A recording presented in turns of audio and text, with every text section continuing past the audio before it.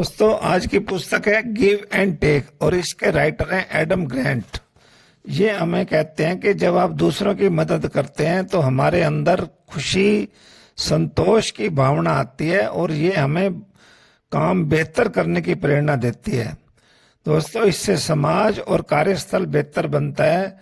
दोस्तों निस्वार्थ भाव से जब हम अपना नेटवर्क मजबूत करते हैं तो दोस्तों हम ज्यादा ऊंचाइयां हासिल करते हैं।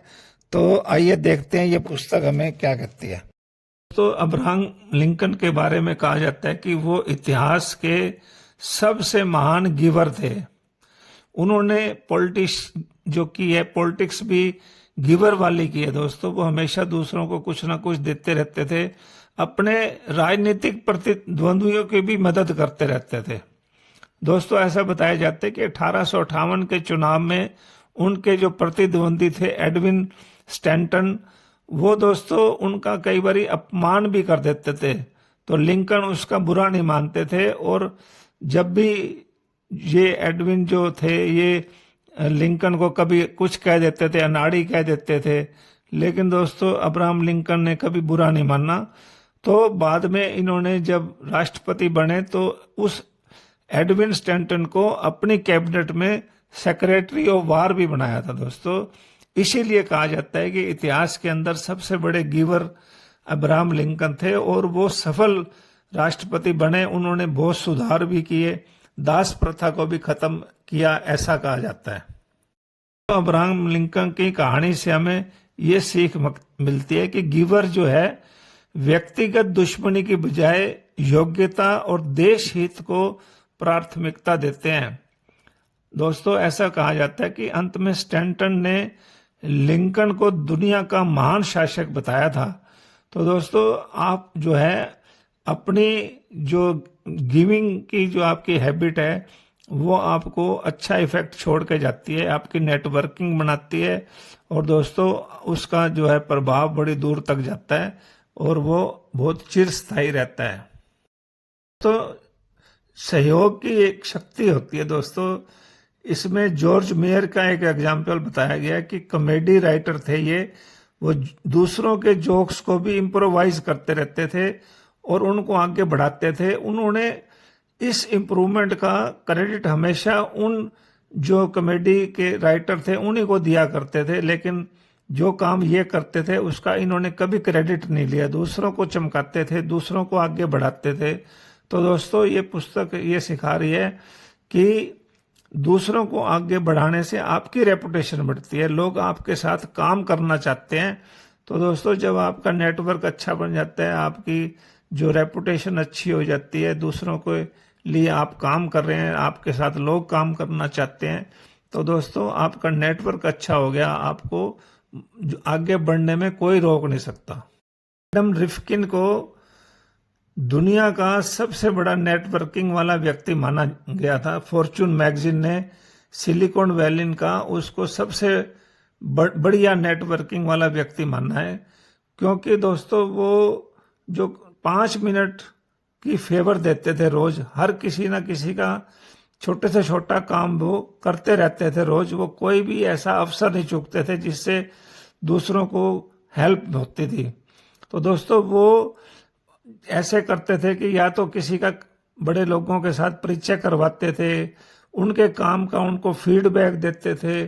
तो दोस्तों एक ये उनका नियम बना रखा था और उस नियम का हमेशा पालन करते थे कि दूसरों को 5 मिनट की फेवर करने से उनकी मदद हो जाती है, वो आपके साथी बन जाते हैं। जब आप छोटे छोटे निस्वार्थ काम करते हैं तो उसका बहुत बड़ा असर पड़ता है, आपके नेटवर्किंग बहुत मजबूत हो जाती है। दोस्तों तो डेविड हार्निक के बारे में बताया गया कि जो वेंचर कैपिटलिस्ट थे, बहुत बड़े बिजनेसमैन थे, उनके पास जो है बिजनेस आइडियाज आते ही रहते थे, फिर भी उनके पास अगर समय नहीं होता था फिर भी वो दूसरों को निवेश की सलाह देते रहते थे कि कहाँ निवेश करना चाहिए। कई बार तो वो अपने सीक्रेट भी दूसरों को बता देते थे और अपनी जो कंपैरिजन करने के लिए अपनी चार्ट भी उनको दे देते थे, अपनी टर्म शीट भी उनको बताते थे। और दोस्तों ये पुस्तक ये सिखाती है कि विश्वास और उदारता से काम करने वाले जो गिवर्स होते हैं, जो दूसरों की मदद करते हैं, वो दोस्तों अक्सर लंबी रेस में जीतते हैं दोस्तों, क्योंकि लोग उनके साथ व्यापार करना सुरक्षित महसूस करते हैं।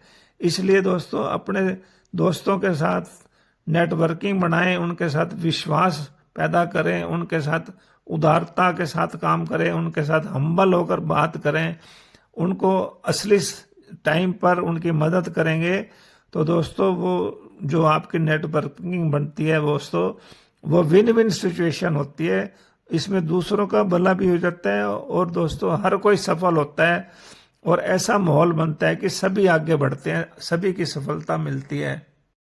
तो अक्सर पूछा जाता है कि वाई हेल्प अदर्स, दूसरों को अगर हम हेल्प करते हैं, मदद करते हैं तो हमें क्या फायदा होता है। दोस्तों ये हमारे को सक्सेस दिलवाती है, ये हमारी सफलता का कारण बनती है। दोस्तों जब हम दूसरों की मदद करते हैं तो हमारे अंदर एक खुशी, एक संतोष की भावना आती है। यह हमें जो है ना काम को बेहतर करने की प्रेरणा देती रहती है। इससे रिपल इफेक्ट पैदा होता है। दोस्तों रिपल इफेक्ट का मतलब होता है कि आपका जैसे शांत पानी के अंदर अगर आप एक पत्थर घेरते हैं तो वो एक लहरें जो उठती हैं, वो दोस्तों लहरें चारों तरफ फैल जाती है। इसीलिए आप जो निस्वार्थ भाव से दूसरों को कुछ देते हैं तो उसका संदेश जो है चारों तरफ फैल जाता है, उससे आपकी नेटवर्किंग बनती है, आपके रिश्ते मजबूत होते हैं और दोस्तों अक्सर आपको ज्यादा अपॉर्चुनिटीज मिलने लग जाती हैं। इसके दोस्तों केवल अपने फायदे के लिए नहीं दोस्तों, लेकिन गहरे संबंध बनने लग जाते हैं। तो ये पुस्तक हमें कह रही है कि हमें समाज और कार्यस्थल पर बेहतर रिलेशन बनाने होते हैं, तो हमें स्मार्ट गिवर बनना है, दूसरों के हित के साथ साथ अपने लक्ष्यों को भी हासिल करना है दोस्तों, लेकिन एक सीमा निर्धारण करके सपोर्ट करनी है दूसरों को और स्मार्ट तरीके से मदद करनी है दोस्तों। निस्वार्थ भाव से अपना नेटवर्क अगर आप मजबूत करेंगे तो दोस्तों आप सफल लोगों में आ जाएंगे। और दोस्तों ये पुस्तक हमें बताती है कि हमें सफलता के लिए कड़ी मेहनत और टैलेंट की जरूरत नहीं, उससे भी ज्यादा अगर आपके नेटवर्किंग अच्छी है, रिलेशन अच्छे हैं, कितने लोगों से आप जुड़े हुए हैं, वो आपको सफलता के नजदीक पहुंचाते हैं, वही आपको ऊपर पहुंचाते हैं। इसलिए स्मार्ट तरीके से दूसरों की हेल्प करते रहें, नेटवर्किंग बढ़ाते रहें, तो दोस्तों आपको ज्यादा सफलता मिलेगी। और आपने देखा होगा कि जब आप टीम में काम कर रहे होते हैं, सब मिलकर काम करते हैं, तो इसलिए उसमें आपकी प्रतिभा, आपके टैलेंट से भी जब आप दूसरों के साथ उसको शेयर करते हैं तो लोगों का हौसला बढ़ता है, विश्वास बढ़ता है और सहयोग की शक्ति बढ़ती है, आपका कोलैबोरेशन बढ़ता है, उससे दोस्तों अच्छे रिजल्ट आते हैं। तो जब आप सफलता हासिल कर लेते हैं तो आप दूसरों को क्रेडिट देते हैं, लेकिन रेपुटेशन आपकी बढ़ने लगती है। इसलिए दोस्तों आप जो है दूसरों के साथ कोलैबोरेशन करके चलेंगे तो आपको सफलता ज्यादा मिलेगी। दोस्तों आपको सही व्यक्तियों का चुनाव करना होता है जो आपके साथ रहते हैं। कई व्यक्ति तो होते हैं गिवर्स, कई होते हैं टेकर्स और कई होते हैं मैचर्स। गिवर्स तो होते हैं जो निस्वार्थ भाव से सबसे साथ मिलकर काम करते हैं, दूसरों के विकास के बारे में सोचते हैं, उसके बाद खुद को आगे बढ़ाते हैं। लेकिन टेकर्स जो होते हैं वो स्वार्थी होते हैं, वो चालाकी से अपना काम निकालते हैं और दोस्तों वो अपने क्रेडिट खुद लेने लग जाते हैं। लेकिन जो मैचर्स होते हैं वो दोनों तरफ से काम करते हैं, वो देते भी हैं और लेते भी हैं, इसलिए वो गिव एंड टेक दोनों बराबर करते रहते हैं। तो दोस्तों टेकर्स के साथ तो आप सावधानी से बातचीत करें, उनके साथ नेटवर्किंग करें, लेकिन मैचर्स के साथ काम करना आपके लिए बेहतर रहता है। इसलिए आप जो है जब आप सफलता तभी हासिल कर सकते हैं जब आप गिवर्स बन जाते हैं, निस्वार्थ भाव से आप लोगों की सेवा करने लग जाते हैं, लोगों के साथ नेटवर्किंग करते हैं, उनके साथ कोलैबोरेशन करते हैं और आप सही व्यक्तियों के साथ अपनी टीम बनाते हैं। तो अक्सर टीम के अंदर आत्मविश्वास तभी बढ़ता है जब आपके अंदर आर्ट ऑफ परसुएशन है, जब आप अपनी बात नरम तरीके से कह सकते हैं, हम्बल होकर कहते हैं, तो दोस्तों आपका ट्रस्ट भी बढ़ता है, आप दूसरों की राय लेते हैं, दूसरों की बात सुनते हैं, दोस्तों की सलाह भी लेते हैं, तो दोस्तों आपका आपस में विश्वास बढ़ता है। दूसरों पर प्रभाव डालना जरूरी नहीं होता दोस्तों, कोई तरह का दबाव की भी जरूरत नहीं होती, लेकिन अगर आपका आत्मविश्वास अच्छा है, आप हम्बल हैं, आपका ट्रस्ट बन गया है, तो दोस्तों सफलता आपको मिलती है। ये आर्ट ऑफ परसुएशन हमें सिखाती है।